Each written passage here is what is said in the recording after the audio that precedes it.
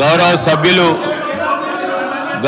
సభ్యులు వివేకానంద గారు సీనియర్ శాసనసభ్యులు అస్పర్షన్ చేసే ముందు, ఎవరిపైన అలిగేషన్ చేసే ముందు, ప్రభుత్వంపై నిందలు మోపే ముందు, వారు ప్రభుత్వంలో ఉన్నప్పుడు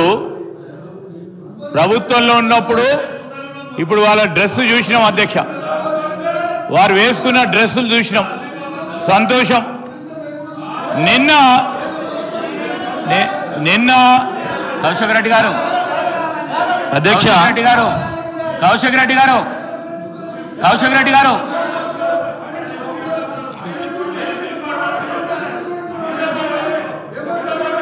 మీరు కూర్చోండి కౌశిక్ రెడ్డి గారు రాజేందర్ రెడ్డి గారు కౌశిక్ రెడ్డి గారు కూర్చోండి ప్రతిదానికి జోషులలో ఎందుకు లేస్తావు? కూర్చో. మినిస్టర్ గారు అధ్యక్ష, sir we take it very seriously అధ్యక్ష. Sir as per rules and procedures, ఏదో మా కౌశిక్ రెడ్డి గారు మాట్లాడుతానో లేకుంటే ఇతర యువ శాసనసభ్యులు మొదటిసారి వచ్చిన వారు మాట్లాడితే దానికో వివేకానంద గారు సీనియర్ శాసనసభ్యుల అధ్యక్ష. రూల్స్ ప్రొసీజర్స్కి సంబంధించిన అన్ని అంశాల విషయంలో వారికి అవగాహన ఉంది. రూల్స్ ప్రకారం కూడా వారు చదువుకొని ఉంటారు. రూల్ ఆఫ్ ప్రొసీజర్స్ కింద 320 ప్రకారం no allegation of a defamatory or incriminatory nature shall be made by a member against any person or a member. Sir, intimation to the speaker has to be given. Sir, ఇష్టారాజ్యంగా అడ్డగోలుగా నోటికొచ్చినట్టు ఫ్లోర్ను ఉపయోగించుకొని ఈ విధంగా ప్రభుత్వంపై defamatory remarks చేయడం సరికాదు అధ్యక్ష. వెంటనే గౌరవ సభ్యులను కోరుతా ఉన్నాం, మీ ద్వారా వారిని కోరుతా ఉన్నాం. So he has to come forward to withdraw ఈ స్టేట్మెంట్. సార్, మేము మిమ్మల్ని కోరేది ఒకటే అధ్యక్ష, నేను ప్రతి సందర్భానికి సంబంధించి ఏ ఆధారం లేకుండా ఎవరిపైన మాట్లాడాలంటే వితౌట్ నోటీస్ ఇచ్చే కార్యక్రమం జరగకూడదు. ఈ రూల్స్ మేము కాదు ఫ్రేమ్ చేసింది, ఈ రూల్స్ ఫ్రేమ్ చేసింది 2014లో తెలంగాణ రాష్ట్రం ఏర్పడ్డ తర్వాత వారే ఇక్కడ కూర్చొని ఫ్రేమ్ చేసింది అధ్యక్ష. ఏ విధంగానైతే వారు డ్రెస్ వేసుకొని వస్తూ ఉన్నారో ఇక్కడ కూర్చున్నప్పుడు ఒక వేషాలు, అక్కడ కూర్చున్నప్పుడు అక్కడ వేషాలు. ఏంది అధ్యక్ష ఇది? ఏంది సార్ అధ్యక్ష ఇది? నిన్న అయ్యప్ప స్వామి డ్రెస్సులు వేసుకొని వచ్చిండ్రు, చాలా గౌరవంగా భక్తి హృదయంతో ఉంటారు అనుకున్నాము. మళ్ళా మధ్యాహ్నం చూస్తే అదే లొల్లి, అదే గడబడు. ఈరోజు ఆటో సోదరులకు సంబంధించిన డ్రెస్ వేసుకొచ్చిండ్రు, చాలా సంతోషం. వారి సమస్యలను గుర్తించిందని అనుకుంటా ఉన్నాం. వారు ఇక్కడ కూర్చున్నప్పుడు ఏం చేసిండ్రు అధ్యక్ష? ఆటోకు సంబంధించిన వారి ఆటో రిక్షాలకు సంబంధించిన ట్యాక్సులు పెంచారు, వారికి కొత్త పర్మిషన్లు ఇవ్వలేదు, కొత్త ఆటోలు నిలుపుకోవడానికి రాలేదు. ఈరోజు ఇక్కడ కూర్చున్నప్పుడు ఒకటి, అక్కడ పోయినప్పుడు ఆటో వాళ్ళను కూడా మోసం చేసే ప్రయత్నం చేస్తూ ఉన్నారు అధ్యక్ష. దయచేసి నేను మీ ద్వారా కోరుతా ఉన్నాను, they have every right to wear. I'm not disputing it అధ్యక్ష, they are every right to wear.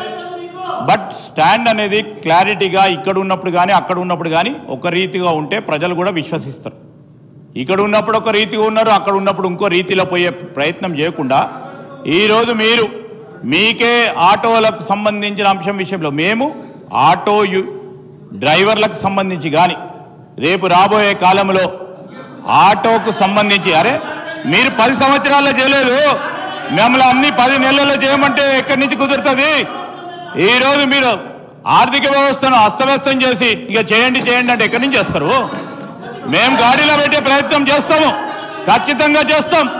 ఖచ్చితంగా ప్రజలకు ఇచ్చిన ప్రతి వాగ్దానం సమయం తీసుకుంటాము. సమయం తీసుకొని అందరికీ కూడా మేము ఇచ్చిన 6 గ్యారంటీలు కానీ మేనిఫెస్టోలో పెట్టిన ప్రతి అంశాన్ని ప్రజలకు అందజేస్తాం, అమలు చేస్తాం కదా అధ్యక్ష.